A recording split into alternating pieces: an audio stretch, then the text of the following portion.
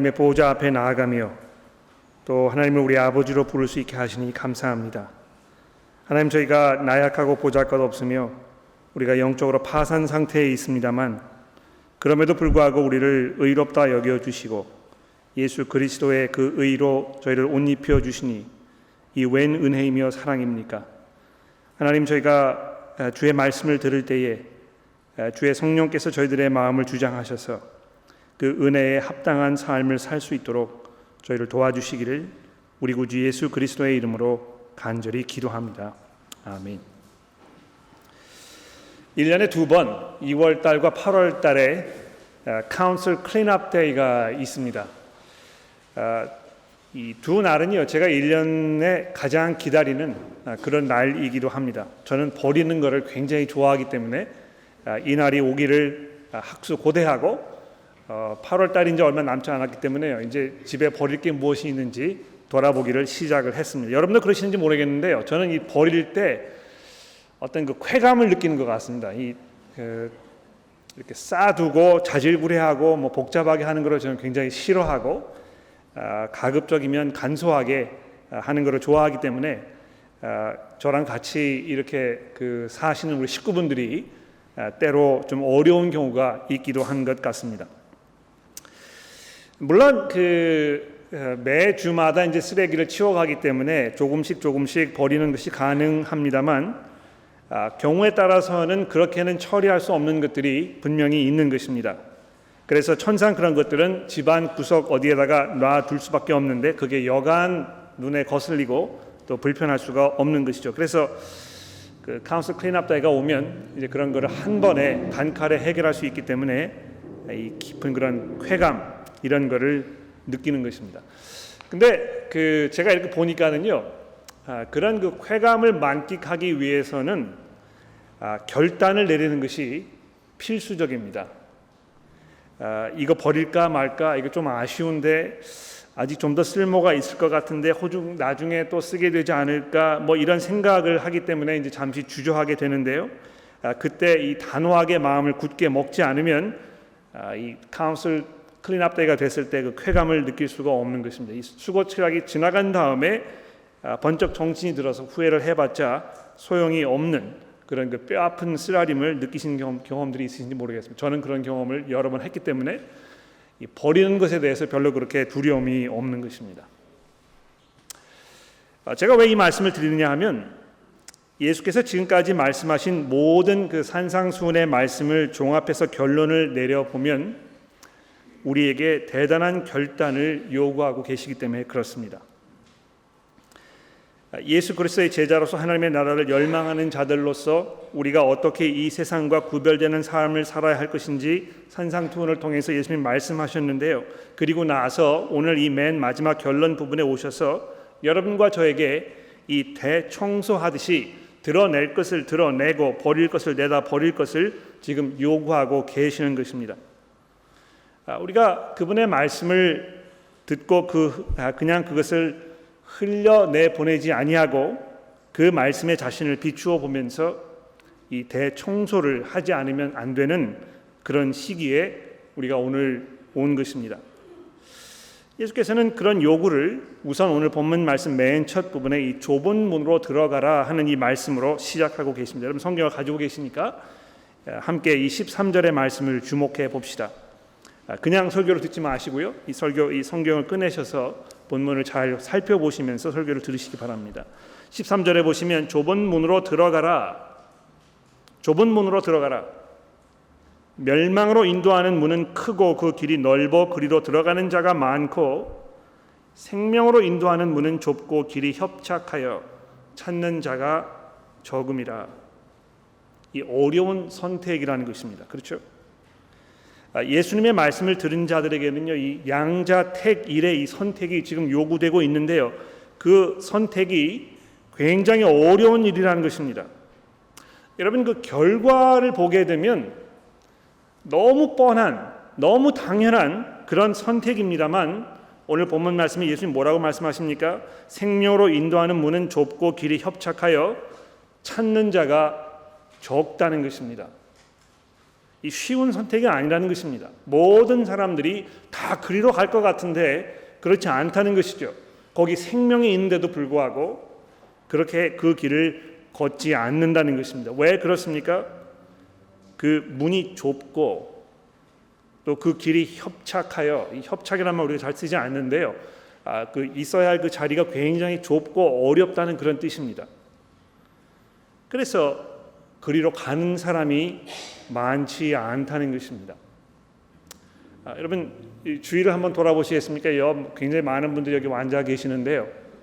과연 우리가 여기 앉아 계신 모든 분들이 다 그 좁은 문, 그것을 선택하기 위하여 지금 이 자리에 모였는지 우리가 돌아볼 필요가 있는 것입니다.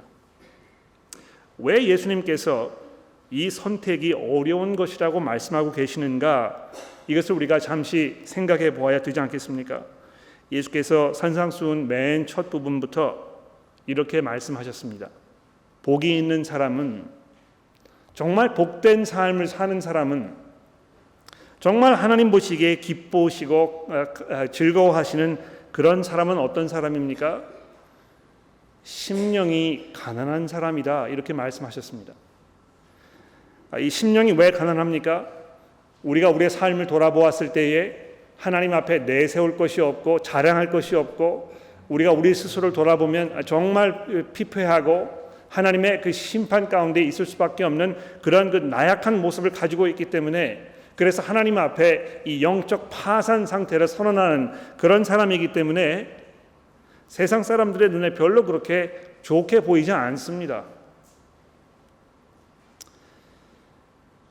세상 사람들은 우리가 우리 스스로에 대해서 자신감을 가지고 또 우리가 원하는 것을 추구하면서 행복하고 기쁘게 만족스러운 이런 삶을 사는 것이 최상의 길이라고 이렇게 우리에게 말합니다.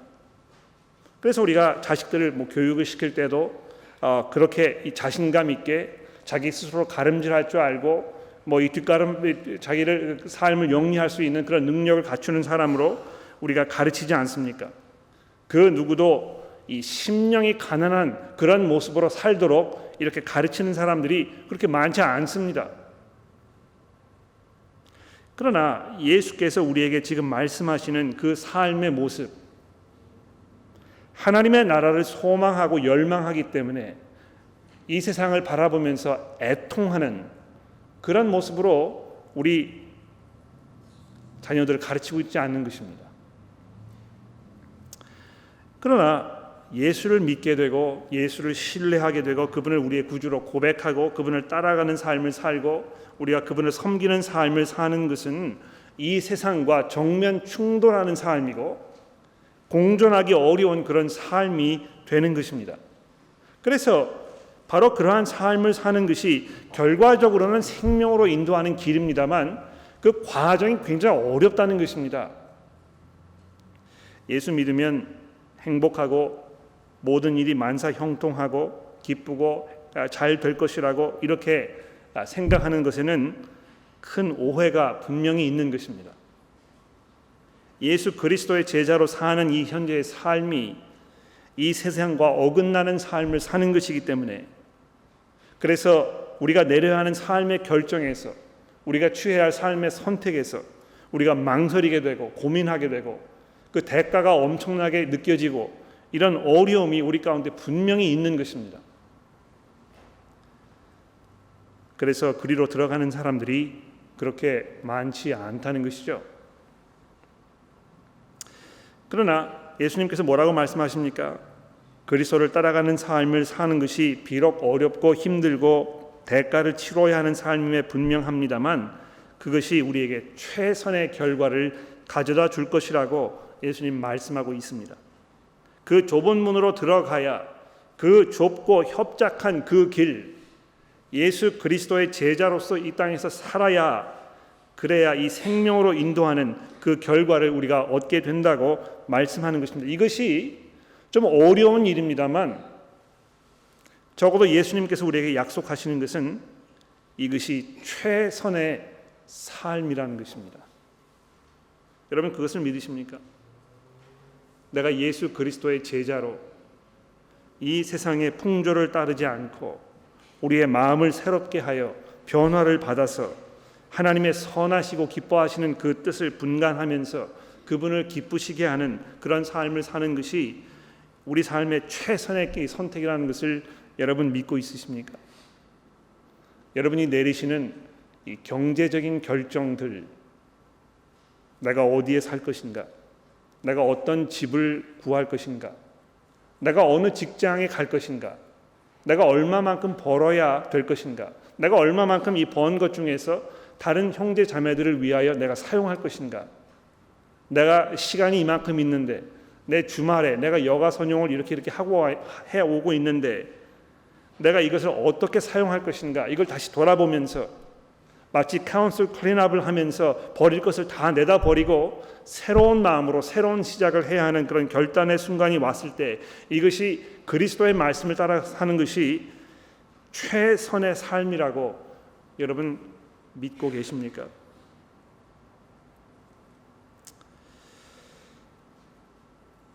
어떤 분들은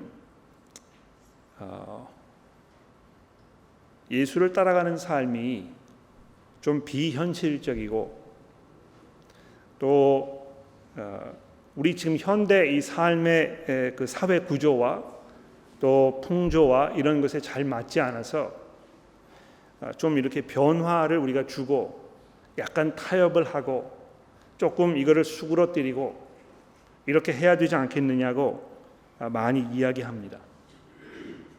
그래서 교회가 교회로서 이 역할을 감당할 때 너무 하나님의 그 심판에 대해서, 죄의 그 심각성에 대해서 이렇게 이런 걸 강조하지 말고 그냥 하나님을 믿으면 우리가 정말 행복하게 살 수 있다고, 만족스러운 삶을 살 수 있다고 이렇게 이야기하면 사람들에게 더 많은 어필이 가지 않겠느냐, 이렇게 이야기하는 것입니다. 그러나 결과적으로 어떻게 되었습니까? 교회가 이 복음의 순수성을 잊어버리고 이것이 점점 희석되어 가면서 더 이상 교회가 세상과 잘 구분되지 않는, 세상이 주는 메시지와 교회가 주는 메시지가 그냥 거의 비슷한 그런 지경에 이르게 된 것입니다. 우리 그리스도인들이 우리 개인적인 삶을 살면서 세상 사람들의 삶의 모습이 굉장히 어필이 가고 그것이 참 좋은 삶인 것 같고, 그래서 그 사람들의 사고와 또 생각 구조와 라이프 스타일을 우리가 추구하면서 굉장히 오랫동안 살아왔기 때문에 세상 사람들과 이 그리스도인들이 별로 그렇게 구별되지 않는 그런 상태에 오지 않았나 하는 위기감이 분명히 우리 가운데 있습니다. 왜 그런 것입니까? 예수 그리스도를 따라 사는 삶이 우리에게 최선의 삶을 가져다 주지 않는다고 우리가 생각하고 있기 때문에 그런 것입니다. 더 나아가서 예수님께서는 우리 속 사람이 어떤 그 실체를 가지고 있는지 분명하게 드러날 그 때가 올 것이라고 15절 이후부터 말씀하고 있습니다.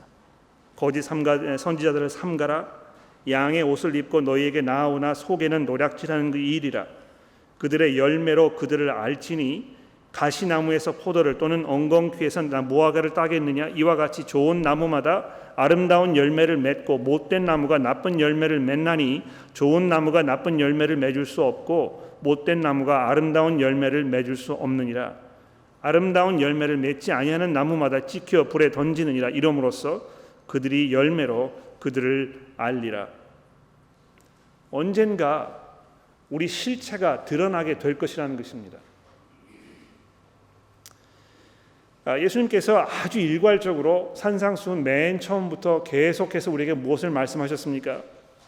하나님께서 요구하시는 것은 어떤 그 외형적인 이 결과물보다는 우리 마음 속에 있는 이 진실된 하나님을 향한 우리의 믿음이라고 말씀하셨습니다.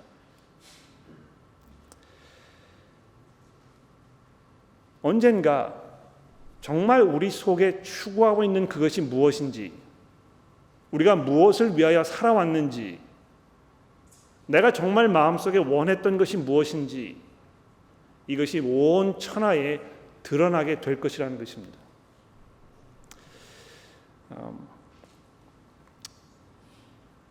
이 연세 많이 있으신 우리 교회 귀한 성도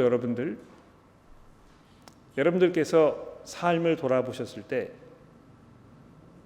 정산을 하시면서 여러분들의 삶 가운데 지금 드러나는 그리스도의 제자로서의 그 모습이 무엇입니까?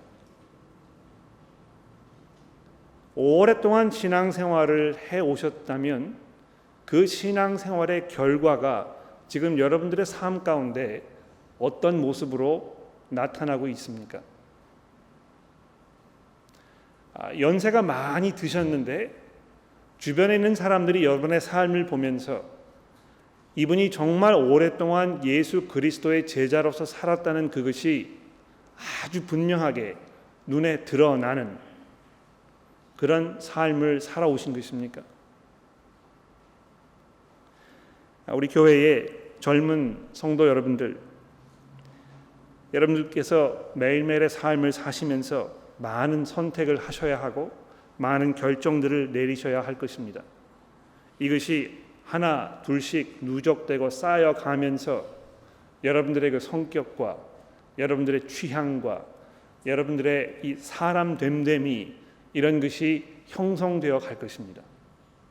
여러분의 삶 가운데 정말 그 성령의 열매가 맺혀지고 있는 것입니까?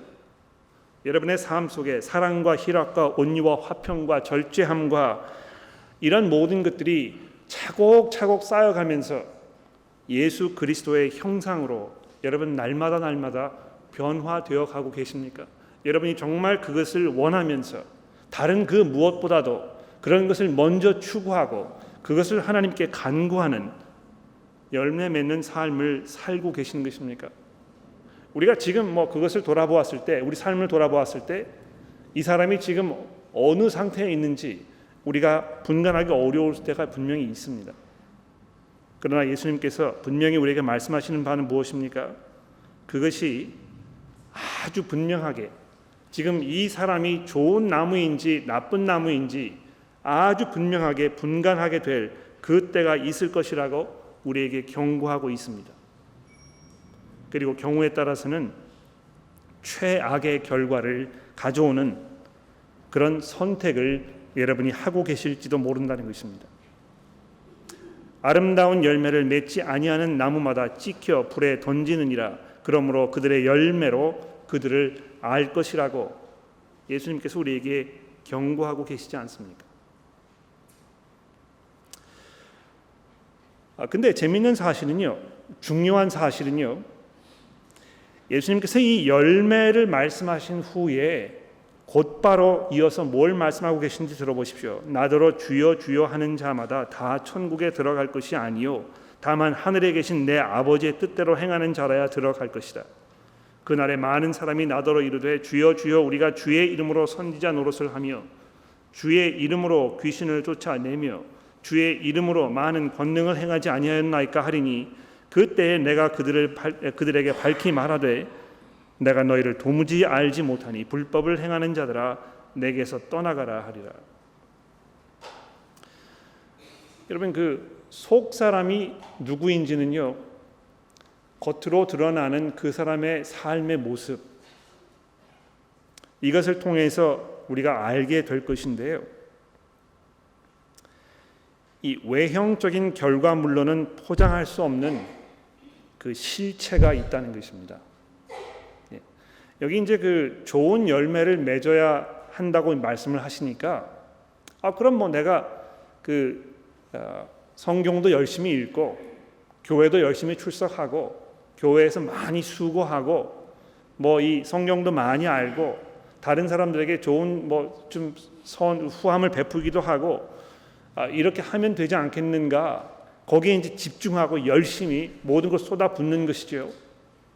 어떤 그 결과물, 그 열매, 여기에 이제 우리가 집중되어 있기 때문에 그것을 많이 끄집어 내려고 이렇게 하는 것입니다.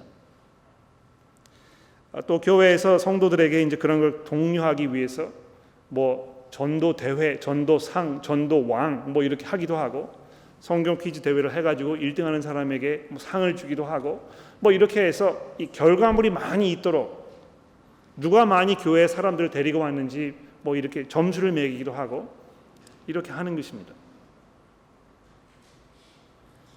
출석부를 만들어서 이 사람이 얼마나 지금 이 금식 기도회에 뭐 철야 기도회에 참석했는지 확인해 보고, 그러나 이 21절부터 예수님께서 말씀하고 계시는 이 실체, 이것을 우리가 주의 깊게 들어봅시다. 주여 주여 우리가 주의 이름으로 선지자 노릇을 하며 주의 이름으로 귀신을 쫓아내며 주의 이름으로 많은 권능을 행하지 아니하였나이까? 이렇게 이야기했는데도 불구하고요, 예수님께서 내가 너희를 도무지 알지 못한다 이렇게 내리신 그 선언의 말씀 속에는 무엇이 담겨 있는 것입니까? 그냥 겉으로 드러나는 행위로 이 사람이 하나님의 뜻을 행하는 자인지 아닌지 분간하기 어렵다는 것입니다. 결국 이것은 우리 마음속에 아무도 알지 못하는 우리만의 그 비밀스러움이 어디에 집중되고 있는지 예수님께서 그것을 알고 계신다는 것입니다. 이미 예수님께서 산상수훈에서 우리의 눈이 우리 몸의 등불이라고 말씀하지 않으셨습니까? 기억나시죠? 왜 그렇게 말씀하신 것입니까? 그 사람의 이 시선, 즉 그 사람의 그 관심사, 이것이 어디에 집중되어 있는지 보면 그 마음 속에 지금 무엇이 들어있는지 아주 분명하게 드러난다는 것입니다. 예수님께서는 여러분의 그 눈을 통해서 이 마음 속에 지금 있는 것이 무엇인지 밝히 알고 계신다는 것입니다. 우리가 어떤 그 외형적인 것으로 사람들의 눈을 속일 수 있습니다. 참 신앙이 좋은 것 같고 아주 경건하게 사는 것 같고, 그러나 예수님의 눈을 속일 수는 없는 것입니다. 나더러 주여 주여 하는 자마다 다 천국에 들어가는 것이 아니요 다만 하늘에 계신 내 아버지의 뜻대로 사는, 즉 다시 말해서 정말 그 하나님의 나라와 하나님의 의를 간구하는, 열망하는, 소망하는 그런 삶을 사는 사람, 즉 이 마음의 변화를 받아서 새로운 가치관으로 살고 있는 그 사람들을 말하는 것입니다.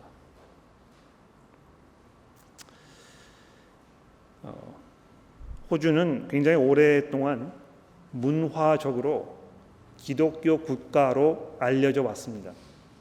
뭐 미국도 마찬가지고 많은 서구 나라들이 기독교 국가 이렇게 뭐 설명이 됩니다. 지금은 뭐 이제 많이 그런 그 추세가 줄어들어 가지고 오히려 인구 조사를 해보면 이 호주 인구의 대부분이 무신론자라고 이렇게 그 표기하는 그런 그 지경에까지 왔습니다.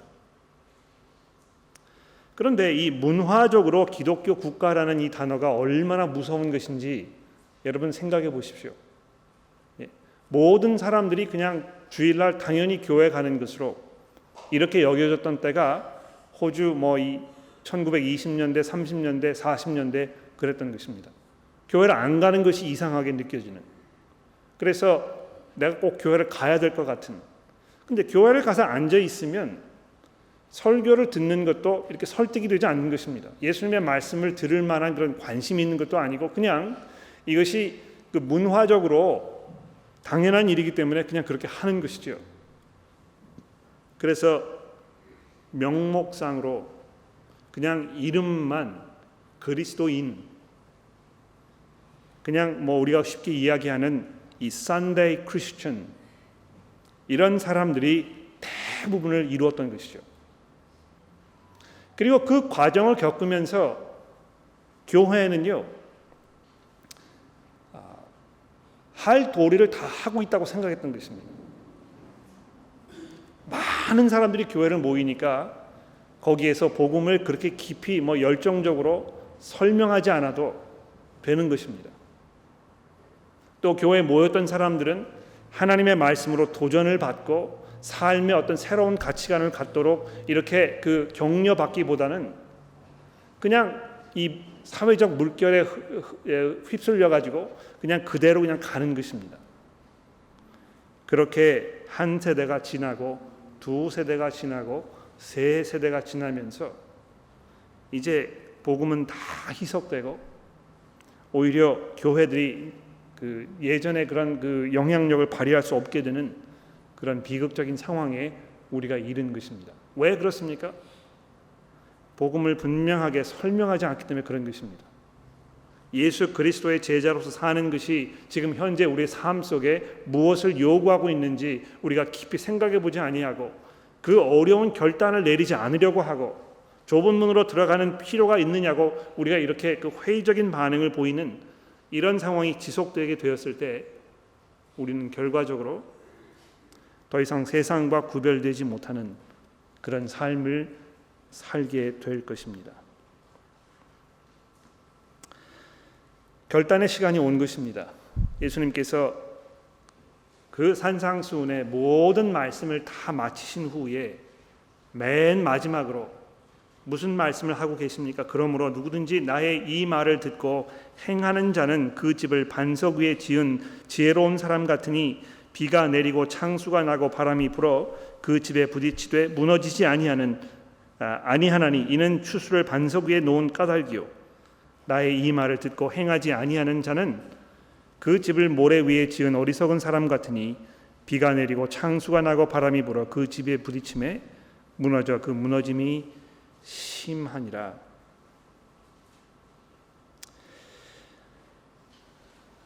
결단의 순간이 온 것입니다.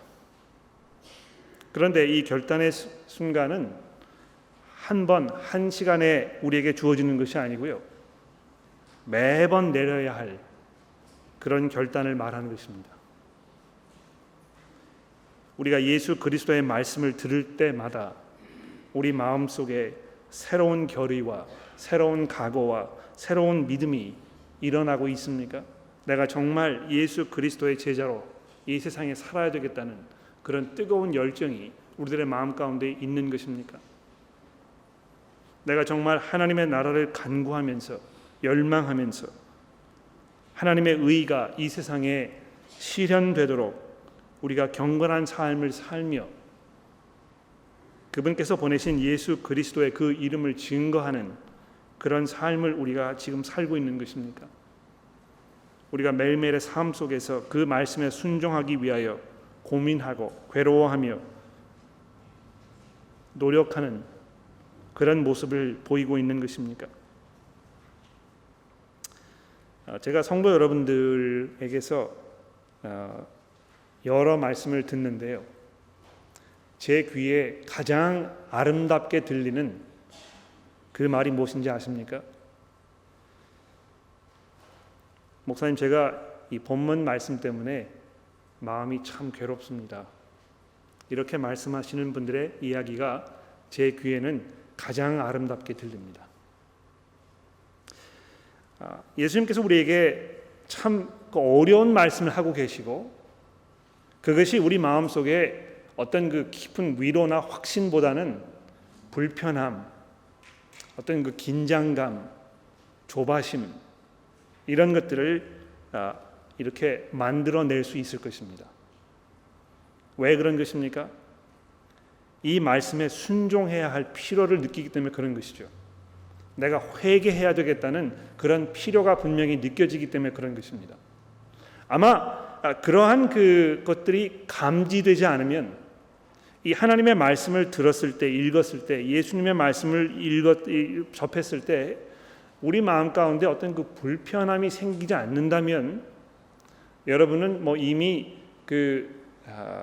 부활의 몸을 입으셔서 하나님의 나라에 이미 들어가셔서 거기 영생의 삶을 이미 부활 후에 살고 있으시든지 아니면 이 말씀은 나와 별로 상관없는 그런 말씀으로 이렇게 생각하면서 사는 그 둘 중에 하나일 것입니다. 분명히 예수의 제자로 사는 것은 불편한 삶입니다. 많이 어렵습니다. 이 세상과 어긋나는 삶이기 때문에 그렇습니다. 우리가 이 육체가 원하는, 육신이 원하는 그런 것과 정반대되는 것이 우리 속에서 꿈틀거리고 있기 때문에 마치 잘 맞지 않은 옷을 입은 것처럼 이 불편하기 짝이 없습니다. 손해를 보는 것처럼 느껴집니다. 내가 이렇게 살면 뒤처질 것 같고 다른 사람들에게 무시를 당할 것 같고 이렇게 살게 되면 결국에는 아무것도 남을 것이 없는 것처럼 그런 두려움이 우리를 엄습합니다. 그러나 그렇게 사는 것이 반석 위에 영원히 남을 든든한 집을 짓는 것입니다. 예수께서 말씀하셨듯이 바로 거기에서 생명으로 인도하는 그 밝은 길이 우리 앞에 펼쳐지게 되는 것입니다. 스스로를 돌아봅시다.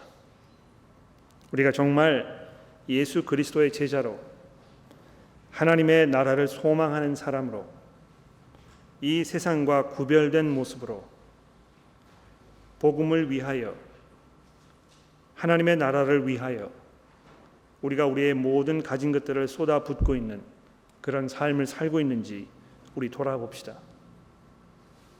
예수님께서 산상수훈을 통해서 우리에게 도전하고 계시는 것입니다. 우리의 마음을 들여다보면서 우리가 정말 무엇을 추구하며 살고 있는지 우리가 돌아보고 결단하지 않으면 안 되는 것입니다. 기도하겠습니다.